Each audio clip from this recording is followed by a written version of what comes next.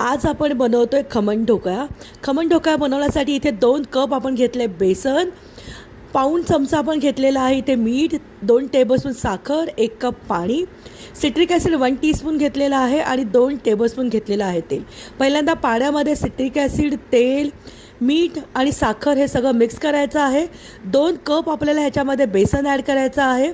2 कपमध्ये वजनावरती 225 ग्रॅम बेसन होतं. त्याच्यामध्ये 1 टेबलस्पून घातलेला आहे मी नॉर्मल रवा.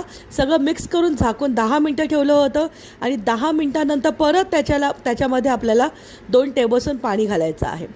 नीट मिक्स करून झाल्यानंतर आपण त्याच्यामध्ये 1 टीस्पून खायचा सोडा आणि अजून एक्स्ट्रा 1 टीस्पून आपण टाकणार आहोत पाणी. मिक्स करायचं आहे आणि आपल्याला स्टीम करायचं आहे. ह्याच्यामध्ये मी खायचा सोडा यूज केला होता. तुम्ही इनोचं एक अख्खं पॅकेट यूज करू शकतात.